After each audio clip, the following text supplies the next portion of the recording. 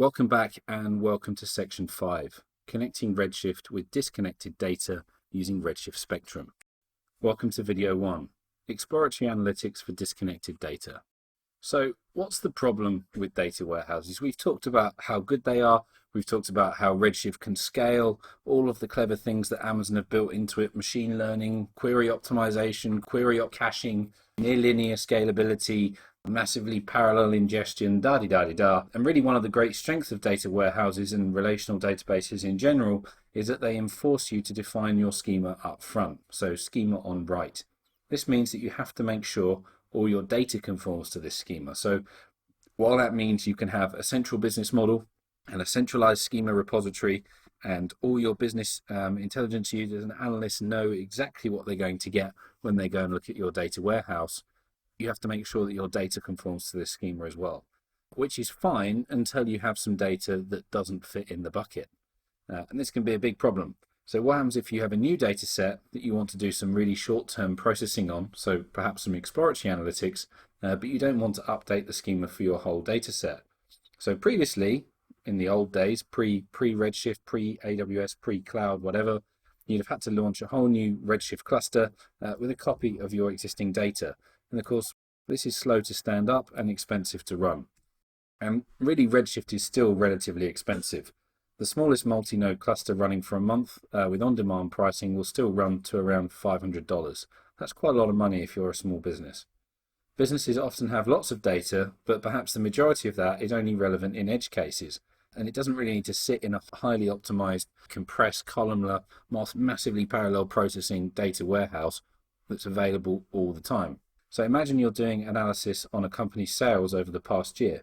The company wants to keep many previous years of sales history, even if they rarely query it. Well, do you really want to store that in Redshift and pay to keep it in Redshift? Probably that's not the most effective way of doing things. And of course, there are cheaper options for infrequently accessed data. Consider S3 infrequent access storage.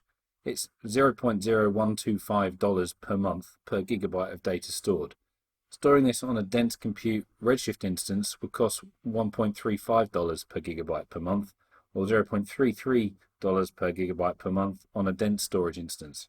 So that's between 26 and 108 times as expensive, depending on the instance type that you use.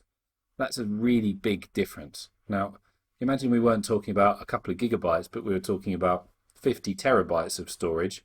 We're talking thousands, tens of thousands, maybe even hundreds of thousands of dollars a month that you're wasting just to keep that data in hot optimized storage.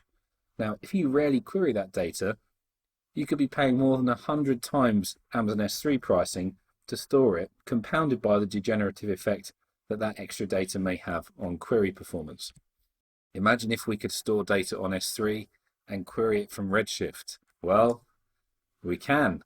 Enter a product called Redshift Spectrum. Spectrum leverages other tools in the AWS ecosystem to query data on Amazon S3, process it, and then join the results with the data already stored in Redshift. And this enables a number of really important new use cases. So firstly, we can now move infrequently accessed data out of Redshift and onto Amazon S3, knowing that it's still available to query if we need it. Next, we can empower new analytics use cases by allowing data scientists and analysts to import, query, and join external data sets without needing to update the main data warehouse, which is something that really businesses don't like to do very often. And we can use a smaller size Redshift cluster since we no longer need to store all of our business data in hot storage, so we have the option to make that choice. And some use cases can now move off of Redshift altogether. So for example, month-end reporting, if we don't need that to be interactive, we could just move it to S3 and run that query using Redshift Spectrum, knowing that the data there is going to be available, durable, but much cheaper to store. So just reviewing the architecture one more time, let's follow the life cycle of a query down from a BI tool down to storage. So your BI tool issues a query, select count star from da-da-da-da. That's connected to your Redshift cluster leader node. Your Redshift cluster leader node pushes that out to the cluster data nodes. And those data nodes will then recognize that actually they're querying an external table and will then issue that query out to the shared Redshift Spectrum service. And that service is auto-scaled by Amazon across hundreds or thousands of EC2 nodes as required, because that's a shared centralized service. Redshift Spectrum will then retrieve the data it needs from your Amazon S3 bucket, which, as we know, offers near infinite scale storage and performance. And Redshift Spectrum leverages something called the Glue data catalog, which we'll learn a little bit more about later, to understand what the format and the location is of those files. So what's the life of a Redshift Spectrum query?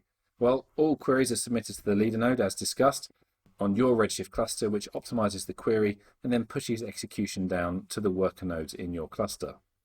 Worker nodes examine the data catalog to determine which partitions are required from S3, and worker nodes in your cluster then generate multiple requests to Redshift Spectrum, which, as we said, is a shared service spanning thousands of EC2 instances per region, is managed by Amazon, and is always guaranteed to be highly available.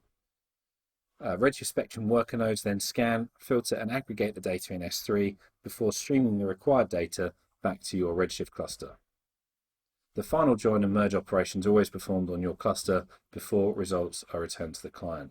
And this approach allows managed compute resources in Spectrum to scale completely independently of storage, being S3 in this case.